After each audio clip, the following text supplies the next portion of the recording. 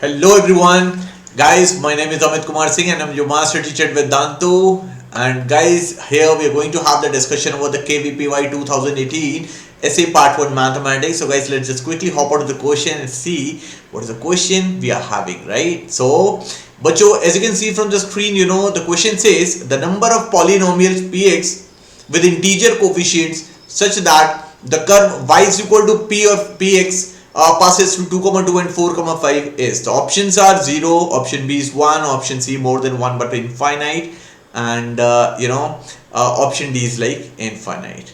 Okay, so now how are we going to deal with this application? If you'll ask me guys about this question, I'll say this question is pretty easy.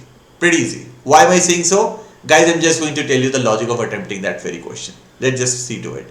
So guys, if you want to do this question, they're telling us about the polynomial, right? So let me just start this question that let us just assume the polynomial to be like, px is equal to y is equal to px is equal to, I'm just going to assume a polynomial of the format a n x to the power n, a n minus 1 x to the power n minus 1 plus and so on. If you keep on writing like that, the last term will be like a1x plus a0. I have just assumed. So question says coefficients, all the coefficients of this polynomials are integers. That means a1, a0, a1, a0, a2, a3 up till an minus 1 an all are integers. Okay, I don't have any problem in that. My point is that question is giving me two data. Question is saying this polynomial passes through point 2, 2. If that is the case, I would really want to verify this point, right? So if I put 2, 2 inside this equation becomes 2 is equal to an times 2 to the power an minus 1 times 2 to the power n minus 1, and so on. I'll keep on writing that so that the last component is going to be a1 times 2 plus of a0. I'm just going to call upon this equation as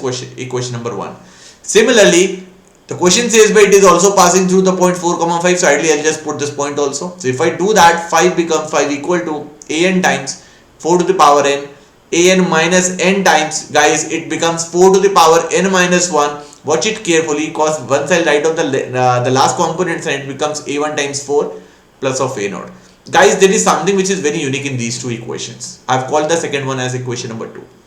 There is something which is very unique in these equations. What is that? Guys, the uniqueness in this question is that if I try to subtract first equation from the second, you will watch that the left hand side becomes 5 minus 2 is equal to 3, while the right hand side has a very unique kind of appearance. Because if you try to subtract 1 from 2, it becomes an times, it will be like 4 to the power n minus 2 to the power n plus an minus 1 times the coefficient is like 4 to the power n minus 1 minus 2 to the power n minus 1. If you just keep on writing like that, the second last component is going to be a1 times 4 minus of 2 and a0 gets cancelled. So now the expression that you guys are getting is very unique. What exactly it is, guys? I hope all of you know one of the very beautiful identity that in the expression of x to the power n minus of y to the power n, whenever your n is an integer, guys, we can always see that x minus y will always be coming out as one of the factors. This is something which is always going to be there. Whenever I'll see an expression of x to the power n minus y to the power n kind of thing, I'm sure I will always get a factor of x minus y, which is why I can safely say that the components I'm having on the right hand side will always be an even number. It is something which is always sure. It is going to be an even integer. That is something that is always going to be there. I hope every one of you will agree. Reason, 4 to the power n minus 2 to the power n is going to give me 4 minus 2, that is 2 common. Same thing will happen corresponding to the second component. Similarly for the third, and then you keep on doing that till the last. Which is why I'll say right hand side. In right hand side, I'll always get a factor of 2, right? Which is why the right hand side will for sure is going to be an even number, right? While if you try to observe the left hand side, it is 3. That means it is an odd number. So practically I want a solution corresponding to an equation in which left hand side is an odd number, right hand side is an even number. So guys, I hope we all can very safely include that I cannot have a solution corresponding to this equation. Hence, the number of polynomials which satisfies these two conditions now is something which is not possible. Which is not possible. It is something which is for sure we can say, right?